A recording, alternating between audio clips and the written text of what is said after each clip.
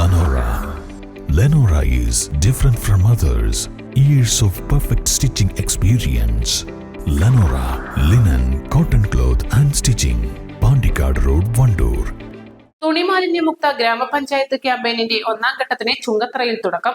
AF2 fashion private limited Chungathara ഗ്രാമപഞ്ചായത്തുമായി സഹകരിച്ചാണ് പദ്ധതി നടപ്പിലാക്കുന്നത്.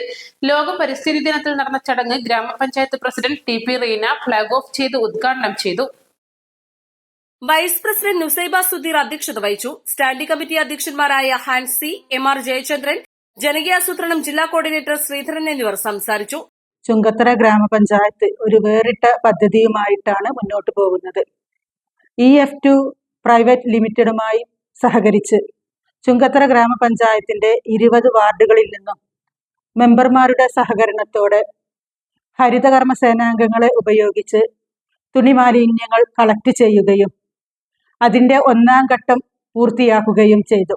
ഈ കമ്പനിയുടെ ഡയറക്ടർ ആയിട്ട് വരുന്ന ഷാഫി വളരെ നല്ല രീതിയിലുള്ള ഒരു ഉത്തരവാദിത്വവുമായിട്ടാണ് മുന്നോട്ട് പോകുന്നത്.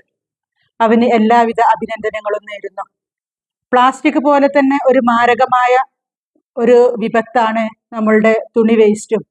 അപ്പം അത് ചുങ്കത്തറ ഗ്രാമപഞ്ചായത്തിൽ തുണി മാലിന്യമുക്ത പഞ്ചായത്തായി ഒന്നാം ഘട്ടം പ്രഖ്യാപിക്കാൻ കഴിഞ്ഞതിൽ വളരെയേറെ അഭിമാനിക്കുന്നു. പഞ്ചായത്ത് അംഗങ്ങളുടെ നേതൃത്വത്തിൽ ഹരിതകർമ്മസേനയുമായി ചേർന്ന് നടത്തിയ ഡ്രൈവിൽ 8 ടൺ തുണിമാലിന്യം ശേഖരിച്ചതായും ഇവ MCF-ൽ എത്തിക്കുകയും ചെയ്തതായി ബന്ധപ്പെട്ടവർ പറഞ്ഞു.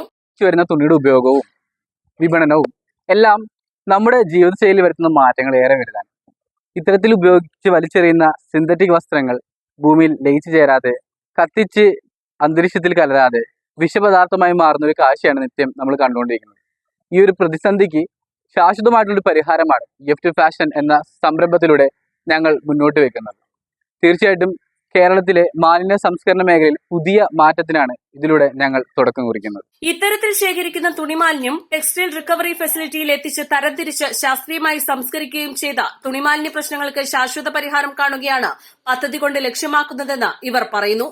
East live, Edakkara.